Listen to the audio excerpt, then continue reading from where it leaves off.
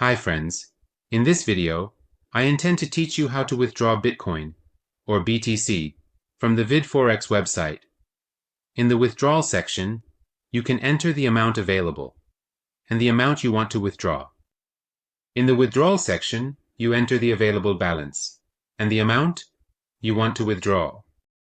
The amount you want to withdraw, which is Bitcoin or BTC, and then you enter your wallet address.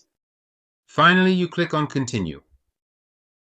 You can withdraw in two cases: a $377 turnover on Videforex, or pay 20% commission to withdraw.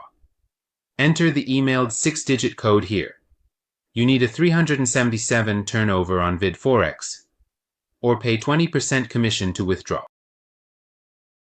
We choose the 20% commission option, and then you paste the 6-digit code that is sent to your email in this section. As you can see, your withdrawal is under review. And friends, to check your transaction history, you log into your account.